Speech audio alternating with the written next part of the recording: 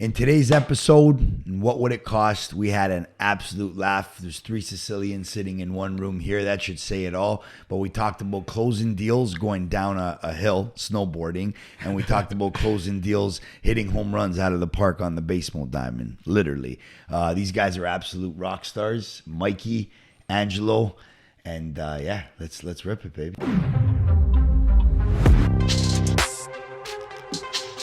If you've ever owned the Prelude, it's time to talk about it now. I did actually have a Prelude. Yeah.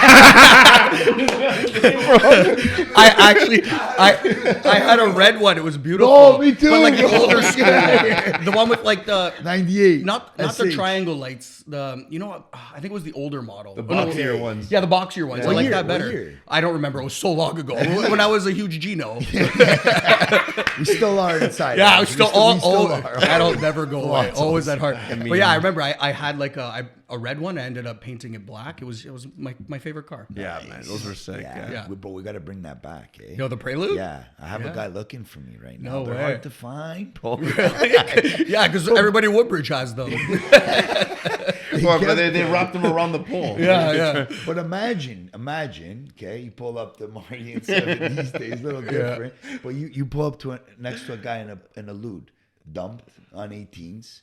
Little skirt, bro. I'd roll the window down. I'd be like, brother, I appreciate you. How much do you want for that? You know exactly, bro. That's our classic. Yeah. Those are our classics. That's the the race burners are our classics. That's was, yeah, man. I mean, we grew up on especially Marty and 7 down the street. Yeah. The first time I went to one of those races, you saw a Bubbleback Civic just rip apart a brand new vet. That was like, and I'm just. How is this possible? That's when I started getting into the car industry. I bought a sports car when I was younger. I love the mine was the Genesis. It was the first year it came out, and there was no badges. There was no Hyundai badges. It was the Genesis logo. So I took it to we took it to Niagara with my parents and my girlfriend at the time. And people, wow, nice Lamborghini. Yeah, it's an amazing Lamborghini. I love it. Stick shift too. It's amazing. Yeah. Really, it's just like a 2.0 turbo is all right. I love it. Yeah, I dumped 20 G's in that car. Nice, aggressive. I should have bought real estate. Hindsight's 2020. I know. Yeah. I never. There's we steps. Everything we knew now. Everything steps towards the future, right? So Mike, talk to us. We're in spirit of us being on the same hockey team, we decided to wear our jerseys today.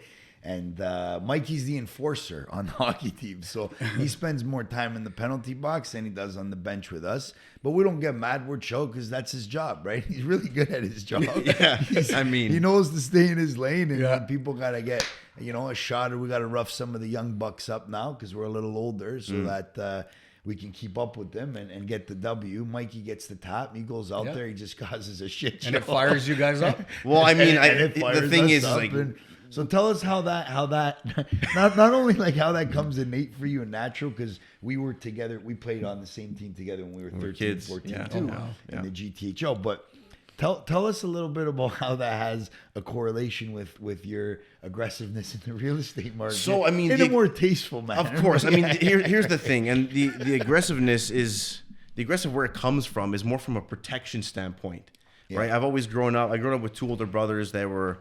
I know we're Italian. We're very fiery people. I'm Sicilian, so that adds even more to it. All of us. No way. God bless, right? God bless. So I mean, I come from a rough, not a rough neighborhood.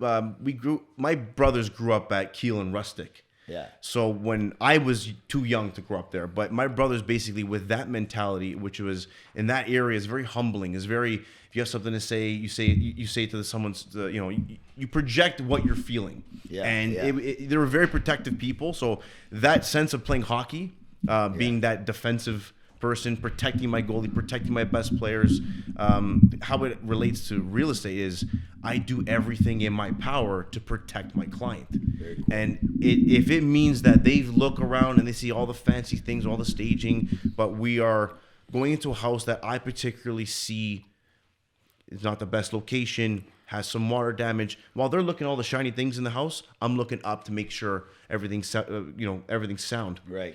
I'll be the first one to say, this is not the house for you. Let's get out of here and go to the next one. Right. Even if, and again, I hope that says a lot, because for myself, the thing I learned young in this industry, becoming a realtor, going after the money is not the way to service your clients. I am a very relationship based.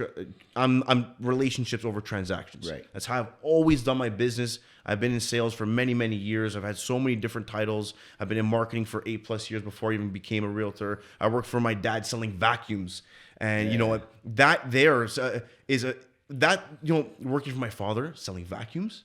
Working at a gym, selling gym memberships. Sales is all about someone comes to you with an issue, and you bring them a solution. Right. With real estate, it's more so my issue is I need more room. My issue is I need a better location, a safer location, and then we solve those problems. Right. Can never look at the commissions. Money will come much later on. Just take care of your clients. Make sure they're protected, like the enforcer that I am. And they're good to go. That's cool. That's where the enforcer comes in, He's right? got your back. He's defending all the time, making sure they're all right. That's very cool, man. And very similar to you, right? And you're big on sport. You're big on working out. You're big on personal development, staying in good shape, you know. And like, how does that translate and build itself into your career? Because you're like performing and knocking them out of the park, not only on the diamond, you know, and in the baseball field, but in the real estate world as well. I love the analogy. I love it. Yeah. So I know. I mean, like that's you know, I've played sports my whole life, soccer growing up, and then I play you know currently on 2 different baseball teams, one in Oakville, one in Richmond Hill. Nice. Plus I play ball hockey, not ice hockey like you guys. I don't know.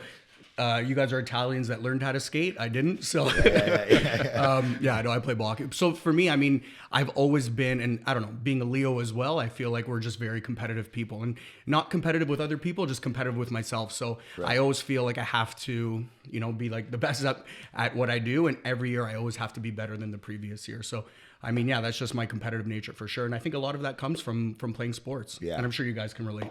Yeah, for sure. No, it's awesome. It's awesome how that you know kind of crosses over into our careers, right? And I would say, like, I always say to all the young athletes too, like, man, like, even if you don't make it to the big leagues, and I never really had this perspective when I was younger, but even if you don't make it to the big leagues or you can't monetize your career in the sport you're playing, like, the discipline and the foundation that you're setting up right now is like, whatever you carry that over to, man, you're gonna rock with it, right? Yeah, right. So.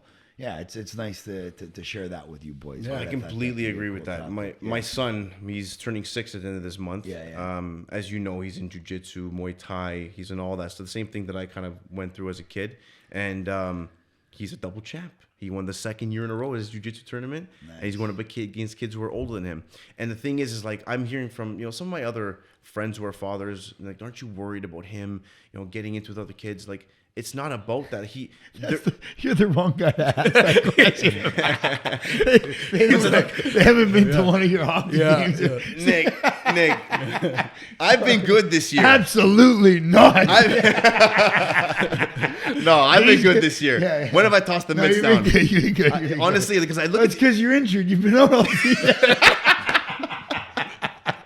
I mean, but even myself, when I get into if I do get into an altercation, especially in hockey, I mean, I am always the one who's going to be looking out for someone. I don't have a mouth like my brother does. Right? Like when I go out there, I'm either there to protect someone, or set the tone. It's one of the two. Right. But so when it comes to like we were just touching on the discipline and how we moving forward. You know, that stuff there when my son's going through the jiu-jitsu and like that stuff there, what he's doing is setting a foundation for discipline and how to attack the world. What I love about the jiu-jitsu world and the Muay Thai, the kickboxing, boxing, all that stuff there, it requires a lot of discipline. It requires honing your craft, you know, fixing little things so that when you get into an altercation or an issue, you can handle it with that confidence. So when he's going in the real world situation, he knows he has the confidence to step up to the plate and take care of it himself. And again, if he does have to protect his little sister, his little brother, he can do so. And I mean, as a father, I can sit back and relish in the fact that my son knows what he's doing. He's good. He's good. Any which way, he's got such a big heart, though. So I can't see him trying to do that. Like his pops. I mean, I'm a Pisces. You're a Leo. I'm a Pisces. I wear my heart on my sleeve. So what you see is what you get with me. Right. And sometimes I might be too abrupt. You know what? That's me. And if you know, we grew up in the same similar neighborhood. So that's what it was growing up in that area. So yeah. Awesome, man. Yeah, I love it. Apple doesn't fall too far from the trees. And you know what? I couldn't be prouder. I could not be prouder. Attaboy. Yeah. Ange, tell me a little bit. I'm very interested. You got a lot going on, right? You're a long-term relationship. Your cousin's a really like internationally well-known, famous DJ, and you're really big in the scene and love your house music. And you do a lot of traveling as well, right? Going to watch different DJs in different places in the world. Not only are you a realtor, but you have a team. And the way that you run that team, I see the way you run your socials, the way that, you know, they love you and you're so organized and meticulous. Like you're performing, the volumes there, like you got a lot going on. You're a family guy. I see you're a big family guy. You're going out when you do go on the vacations, you got, you know, the big family and you're there, and you could tell everyone really gravitates to you. You could feel that energy through a screen. Yeah. If you could believe it or not. So tell us a little bit about how you manage the lifestyle and how you stay balanced and yeah. So that's actually the biggest challenge I face in my career, because obviously we're so, I mean, being a realtor, you're not making your own hours. Like, as you know, like we're on call basically. And I feel like our clients make our hours. It doesn't matter for me if if I'm on the way to my baseball game, I have my uniform, my equipment, I'm walking to the Diamond. If I have my client call me and say, hey, I want to put an offer in on this house, what are you going to say? No, you have to do it. So most of the time I actually bring my laptop with me to the Diamond. You'd be surprised how many on the bench. You'd be surprised how many. Yeah. I close deals every single year playing baseball at the Diamond. Because I swear to God, you have no choice. What am I going to say? No, sorry, wait till the game's done. And you have an irrevocable until 8 p.m. at night, and I'm not done playing baseball until 9. You're going to lose that. They're going to lose the house. Yeah. Boys, there's the clickbait right there. Eh? Closing deals on the Diamond. But I mean, it's true. Like, I mean, and also being on vacation, I've closed, I think I actually made a post about this, but I think in like 6 different countries I've sold real estate, not, real estate in my listings in here in Canada or, purchases. But it's just, you can't stop. The clock doesn't stop. Yeah. So yeah, I mean, I know that's the hardest challenge I face is balancing all of these things, trying to enjoy my social life, spend time with my dogs.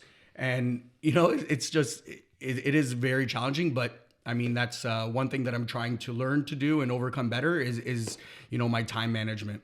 Nice. But don't you find once you go on vacation, that's when you get the busiest? Every single time. Every time. I was just in Costa Rica and I just sold one of my listings in Costa Rica. And then I went to Costa Rica a month before that. And again, my clients wanted to purchase the property and, we got it. But you have to. Yeah. You have to do it. You can't say no. Yeah. How easy it is for them to just be like, okay, cool. See you later. Peace out. I'm going to go to the next realtor that can help me. Exactly. Right? Yeah. And Yeah. Can I ask a question? Yeah. Can I interview for a second? That's what the panel is. So don't beat him up, Mikey. He'll give you a good goal. He'll give you a good goal. So, okay. So because I'm going to answer this too. I'm going to ask my own question. I'm going to answer, but I want to ask you your favorite deal on the road or abroad or here. I've never thought about that, but there's been 6 of them because I remember I did a post for it. Wow. Andrew's in the crowd. His cousin Carlo. Yeah. The gums were starting to shake. Oh, God. Luckily, when I'm seeing Carlo play, in the clubs, it's like at 3 a.m. Usually, my clients are sleeping at that time. I'm safe. I'm safe. Yeah. But if I get home at 9 a.m., I might get a call and be like, "All right." But I don't know. I've actually never thought about that. But while I was in Costa Rica, I was actually there with my cousin, who's like international DJ Carlo, and his wife. They had moved to Costa Rica. I sold. Nice. Well, I had their house listed in Innisfil. I went to go visit them in Costa Rica for my parents. My parents were doing their 50th anniversary there. Carlo and his wife Heidi, they had met up with us. We spent the entire week together. On the last day of the trip, so we were there for 10 days. On the very last day, we got an offer on their listing in Innisfil. So so I was there in Costa Rica. So I thought that was pretty cool because we actually closed the deal with them while they're sitting beside me in Costa Rica for their house listed in Innisfil. Nice. So I'm glad you asked that question. I never thought about that, but cool. That was probably my best vacation deal, I would say. Yeah, nice. I love that. Yeah. One of my favorites. What a way to end the trip. Yeah, they're honestly, and on the last day. On the last day. And we were talking, we're like, wow, when are we going to sell this house? It happened right at the end of the trip, and then we all celebrated, and now they're living in Costa Rica full time. God bless. Yeah, that's amazing. A lot of the boys from Toronto down there, eh? That whole conscious community there. Yeah. Chris Hawk, Zarek, all the. There's so many Canadians, Americans. I guess it kind of started happening over COVID. So many of them left and just went to Costa Rica to visit, and ended up loving it and moving there full time. It's a beautiful place. Yeah, Joe's parents and himself just bought a couple units there as well. Beautiful. I just got back from a personal development trip there. Nice. Sick, yeah. Oh yeah, you were. Yeah, that's right. We were there at the exact same time, actually. Yeah. We were just not in the same city. Yeah. Such a vibe over there. Yeah, I can't wait to get. You're gonna go beat some people up in Costa Rica. You're not allowed back to that. I mean, listen. I keep having kids. Every time I try to get away, we keep having kids. You don't have to worry about fighting there. They don't even have an army. It's like the safest country in the world. Yeah. It's true. Not even the police over there, right? Like for some of the smaller towns, like you don't see. I don't think I've ever seen a police officer there. Yeah, it's really? Yeah, it's chill, bro. Yeah, you'd get along with people. You think that's all I'm about? No, I'm poking at I know. I'm just joking. Yeah. No, going back to what we were talking about. One of my favorite deals I've ever done was literally snowboarding, going downhill. Come on. I have my AirPods on. I swear to God, I'm doing a deal like that. As I'm going down Blue Mountain. Smokes. Yeah, Come on. I was going slow so I can hear what the hell was going on. I had to put on the noise canceling mode, but I did a deal as I'm going down the slope. And this is why I love real estate. Yes, that's why I love it. You can do it from wherever. Yeah. Obviously, you have to, be in person to do certain things. A lot, like everyone thinks that, social media is the only way to go. I am a door knocking machine. I love to hit my feet on the ground and knock doors. Nice. So I'm really like to get in people's faces. But yeah, doing a deal while snowboarding, something I love with another thing I love. It was just, I was on such a high that day when the deal got accepted. I was happy for my clients. My client said, Mike, where are you right now? Come by for a drink. I'm like, I'm in Blue Mountain snowboarding as we speak. He's like, where are you? I'm like, I'm on a double black diamond. Like, I don't know what to tell you. I'm going over moguls. Like, he was really on the funny. It was actually. I've been snowboarding. Just flat. For further story, it's double black diamond. Yeah. We'll stay with that. Yeah, that was awesome. Bro. That's why I love what I do, man. I love it. Very cool. It's like, and speaking with so many different realtors, because that's our target market as mortgage brokers, right? So it's our job to do what we're doing right now, get belly to belly and have conversations and feel out where they're coming from, what their pain points are, what their likes, dislikes, wants, needs, desires. Everyone's got their own niche. And then there's even micro niches that spin off it. So it's not all about the social media. It's not all about the billboards. We just did a podcast with Nikki from Ads World, who does all the billboard stuff. It might not be about FM, might not be about TV, but it's about everything. And right, like owning that niche. Something like you just talked about, being a little bit more old school, knocking on the doors, having the old school conversations, belly to belly. If that's what you're comfortable with, rock it. There's so many doors to knock on, right? Own that niche kind of thing, right? And that's cool, man. I admire that in a big way, right? It was a huge part of when I was coming up. Yeah. Right? Because I tried the cold calling thing, and to be honest, during COVID is where I picked up my cold calling even more. Yeah. Right. So now I'm headed into I can't really speak about it. It's still up and coming. Yeah. But I'm headed back into that cold calling world. I have to get it going again. And to be honest, I'm falling back in love with it. Yeah. Right. Just getting in front of as many people as possible and just being real, being honest, because there's a lot of realtors nowadays. Everyone's top this, top that. Listen, we can win all the awards in the world, but if you're not putting in the groundwork and doing a great service by your client, as you say, it's a white glove service. Yeah. And I admire people who put in that honest work and they care about their clients first, as opposed to the commissions.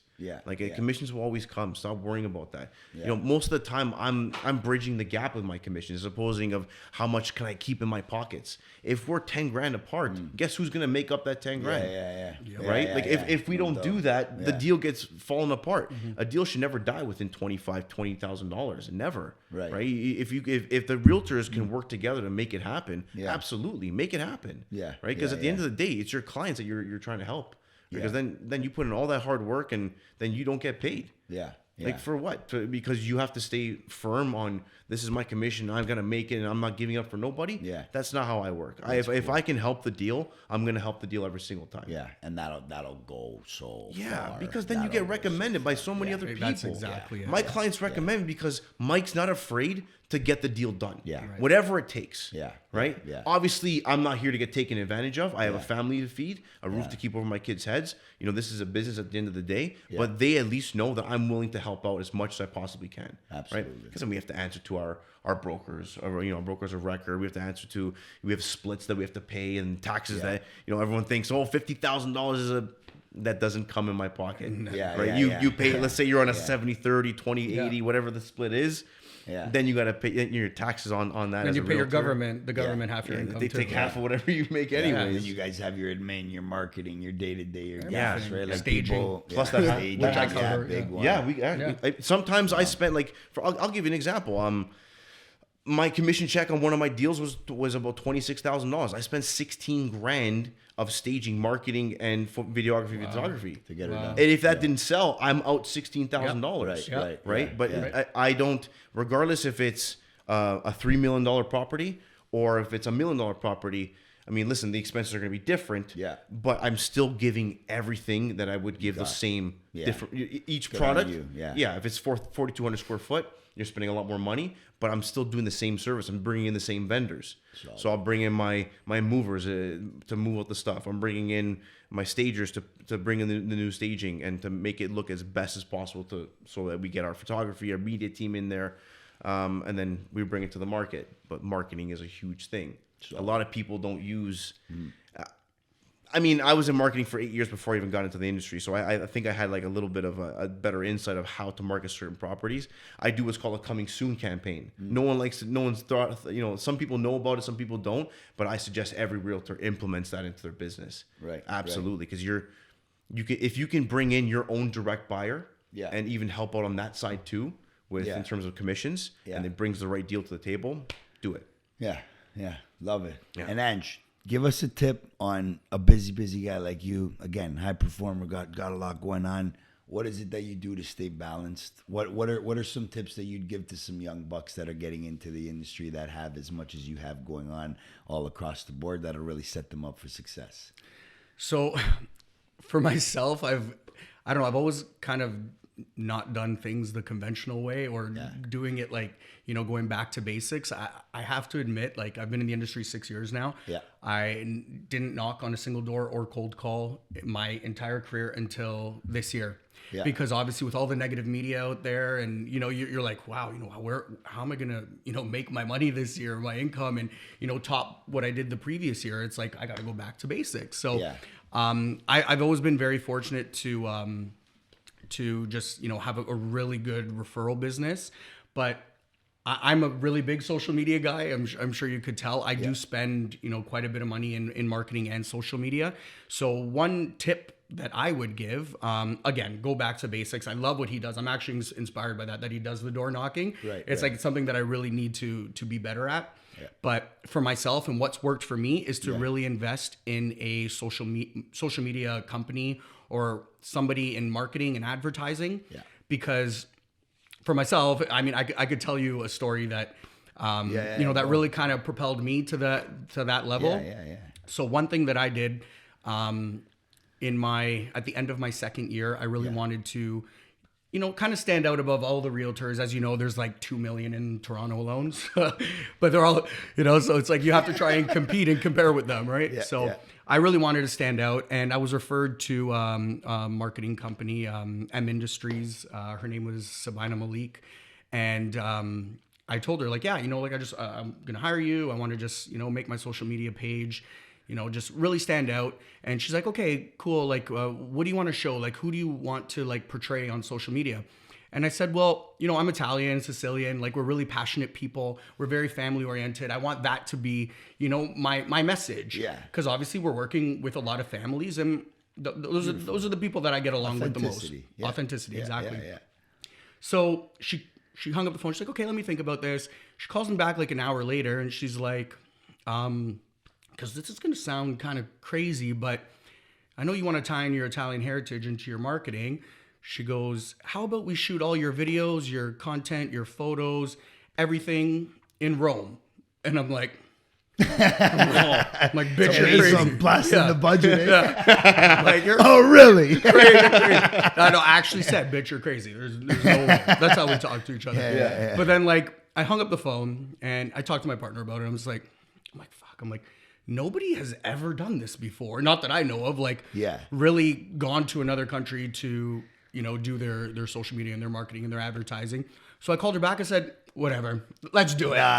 What's the worst thing that could happen? I'm gonna get an amazing trip in Rome. Who cares? Whatever. It doesn't work. Whatever. Awesome. I love that. Yeah. So went there. We shot some incredible videos and footage in front of the Coliseum. There was even this old jail called I don't know, something Angelo jail. So it's like my name, right? So we have that in the video, and I don't know. We actually, obviously, you can't just be all Italy because I'm a Toronto or GTA realtor. So we also got some Toronto footage as well. We shot some stuff in Yorkville and combined the two. And we made this amazing video. I could share it with you. And I don't know. It just, when I launched it, it absolutely like took off. And I know, the amount of engagement and comments and everything I had. I would do deals with like agents that, like, I remember doing this deal with an agent in Bradford. And I guess he saw my name on the offer and he calls me. He's like, hey, aren't you that realtor that shot the video in Rome, in Italy? I'm like, oh yeah, that was me. He's like, that's crazy. He's like, good job. Nobody's like, I've never seen that before. And, after my first year in real estate, I also got into real estate in like 2017 when the market kind of crashed a little bit when the stress test was implemented. Same. And I did 5 deals that year. I'm like, oh, that's pretty good. I guess not bad. My second year, I did 15. And at that point, I hired Sabina and did the whole Italy shoot, and that year I ended up doing 37 deals. So I think that was like more than doubled my sales from the year before in year 3. So I mean, now I'm like, obviously, and just every year it's been increasing dramatically. God bless you. That's amazing. So I feel like, that's my tip that I would give to anybody kind of getting into the industry. You don't have to go to Europe to shoot your content, but definitely invest in social media. I feel like you really need to, and it's not just about like showing all of your accolades and your success. It's about showing who you are and personalizing yourself and get people, buyers and sellers and clients just to like familiarize themselves with you, because I feel like trust is everything in this industry, right? Like, obviously it's the biggest transaction that these clients are going to do in their lives, and they want to do it with somebody that they're going to trust, not somebody who's just going to want a quick dollar, as you would say too, right? Yeah, exactly. So you got to really just show everybody on social media who you are. Love that. And guys, on the on this podcast clip on YouTube, we're gonna have Angelo's video there, and then we're gonna take a video from Mikey's sons fighting and winning that championship. So you're gonna be able to get a little bit more up close and personal with both of them. But gentlemen, today was absolutely awesome. It was a fun conversation. It was knowledgeable. It was a great energy moving around this room with 3 Sicilians, baby. Yes. I forgot to wear my pepper necklace. I always got mine. Yeah, you got it? Yeah, that's it. But I'm gonna do the intro now, right, guys? Well, first wrap it up. Yeah. Okay. Yeah, so we're gonna wrap this up, boys. But this was awesome. The energy that was moving in and around the room today with the 3 Sicilians. For anyone that's listening in, let them know where they could find you. Tell them a little bit more about the handle, the website, and show them out. That's your camera. So on Instagram, you can find me at Angelo Persico Real Estate. Pretty easy. Yeah. On Instagram as well, you can find me at Crupi Realty. Right on. All right. Thanks for having us, man. Thanks. I really appreciate it. Thank you so much. Yes, for sure.